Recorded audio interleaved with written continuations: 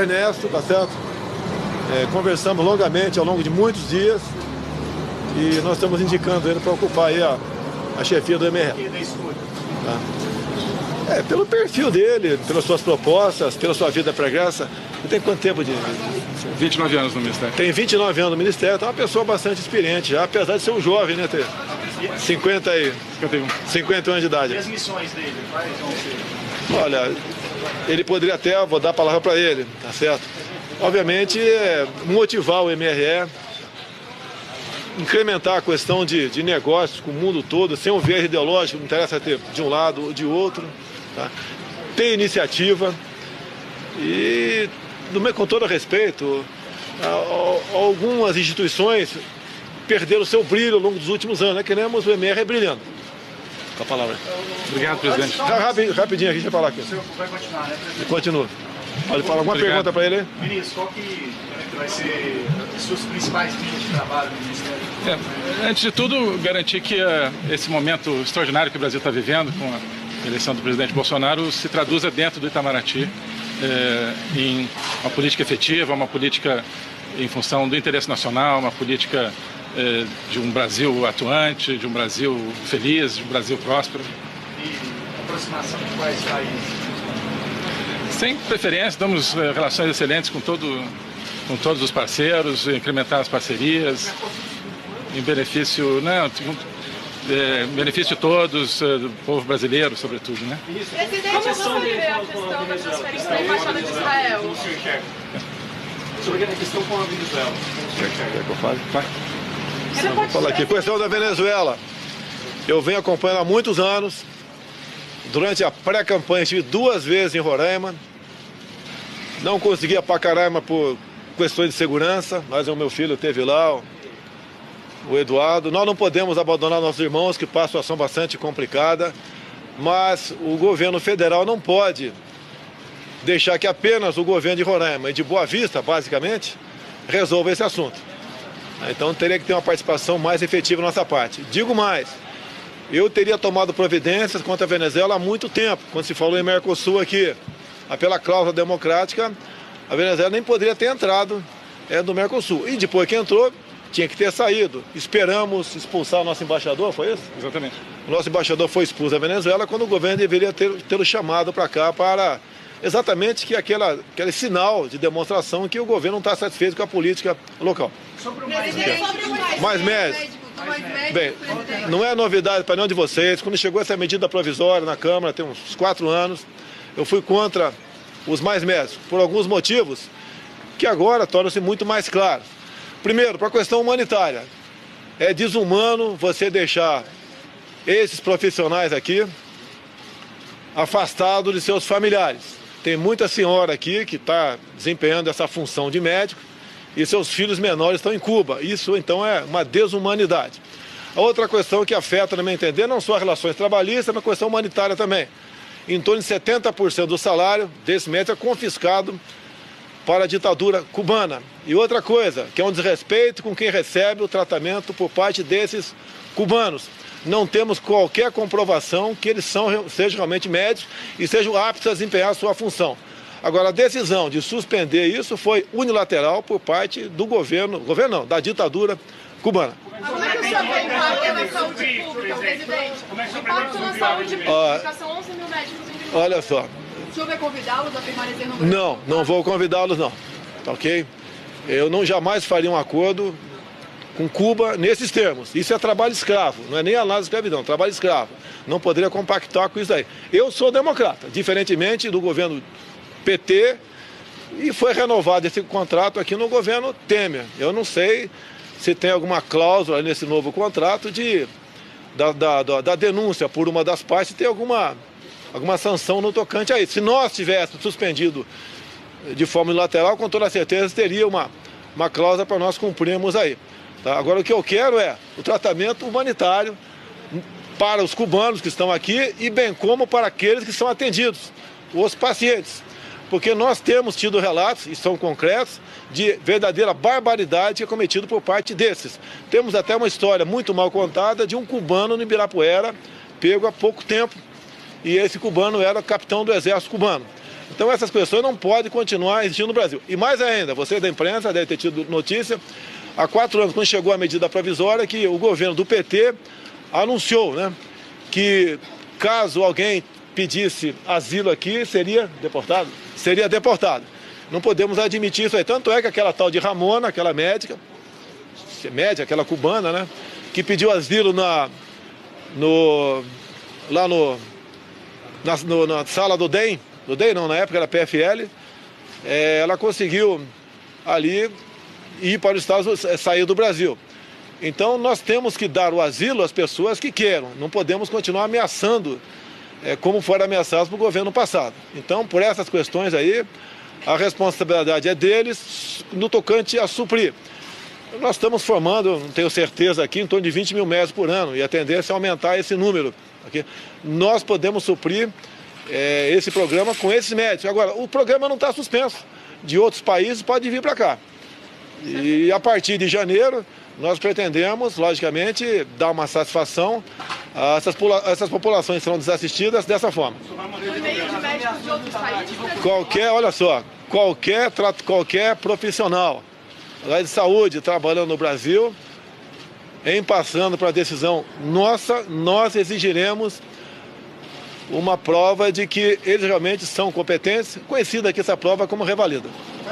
Vai manter o programa. Impedir que a população seja desassistida? Olha só, se esses médicos fossem bons profissionais, estariam ocupando ali o quadro de médicos nossos que atende o governo Dilma no passado. E não é dessa forma. Vocês mesmos, eu duvido quem queira ser atendido pelos cubanos, porque não temos qualquer comprovação que eles sejam cubanos. Se fizerem o revalida, salário integral poder trazer a família, eu topo continuar com o programa. Então o programa acaba? Se você não aceitaria trabalhar nesse regime que estão trabalhando aqui, longe da família, de filhos, salário confiscado. Então essas questões, no meu entender, são cruciais, tá certo? Para que a gente possa ter outros profissionais de outros países aqui dentro. Existe alguma possibilidade do Temer, do próprio ministro Luiz, terem algum cargo aí no Ministério das Relações Exteriores? Não tenho conversação nenhuma com nenhum integrante do governo para conseguir uma embaixada fora do Brasil ou ocupar ministério. Não temos nenhuma conversação desse sentido, tá certo? Quem estiver devendo para a justiça não terá a mínima chance de continuar no governo meu. Quem não estiver devendo pode até conversar. Eu já respondi essa pergunta a você. Você já disse que embaixada brasileira em Israel? O senhor disse há 2 semanas... Nós vamos, olha só, eu entendo que quem decide onde é a capital do seu país é o seu governo. E assim sendo, se o Brasil hoje fosse abrir, por exemplo, vamos supor, abrir embaixada em Israel, seria Tel Aviv ou Jerusalém. Com toda certeza seria Jerusalém. Nós temos no Brasil todo tipo de gente aqui, vivemos perfeita harmonia. Agora, a independência do governo brasileiro tem que ser respeitada em qualquer lugar. Mas aí eu respondeu a pergunta. Isso vai ser transferido hoje, está em Tel Aviv. Quando eu assumir em janeiro, você vai ter essa resposta. E tenho certeza que você vai fazer uma boa matéria sobre ela. Você está conversando com a Viviane Sena, presidente? Com quem? Estava conversando. Estamos atrás do ministro da Educação. Não quer dizer que vai sair de uma orientação dela, uma sugestão dela. Alguém não está do seu lado, nada está garantido tocante a isso. E nós queremos um ministro da Educação que realmente seja bastante ativo. Por quê? Há um aparelhamento enorme na educação. E a prova disso, né? As provas do PISA, estamos em últimos lugares, nos últimos lugares aqui no Brasil. É uma vergonha isso aí. 200 universidades melhores do mundo, não tem nenhuma brasileira.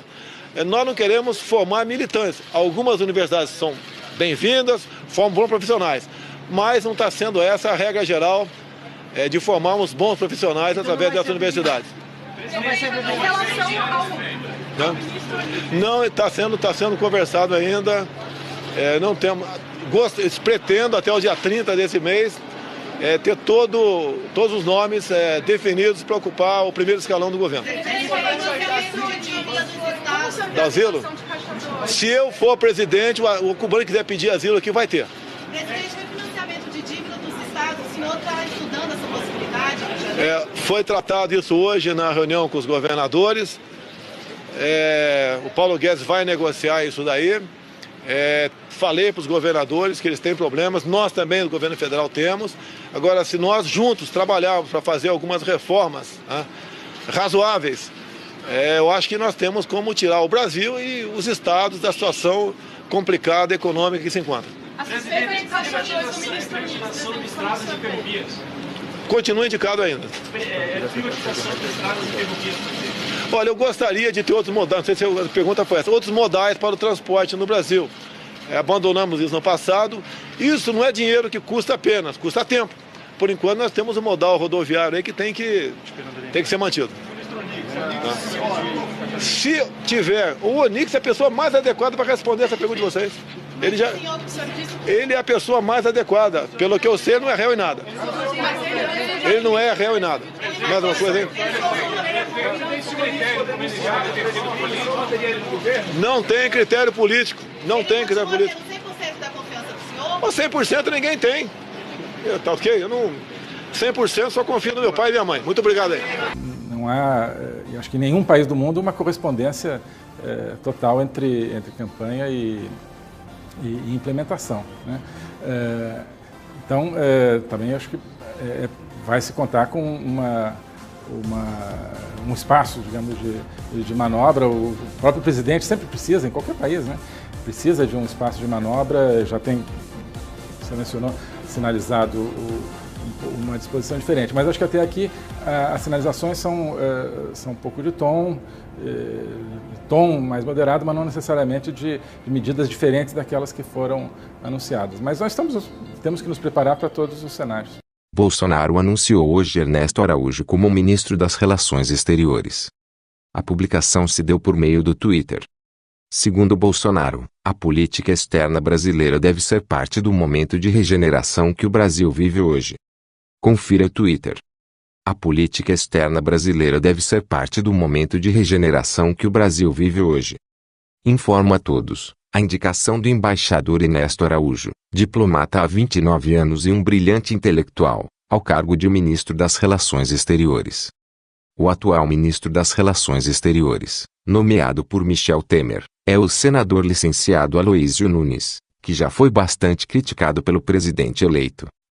Em virtude da sua colaboração com atos terroristas durante o regime militar. O futuro chanceler, Ernesto Araújo, publicou na época da eleição presidencial nos Estados Unidos, um artigo de sua autoria, no qual revelou apoiar ideias similares à de Trump.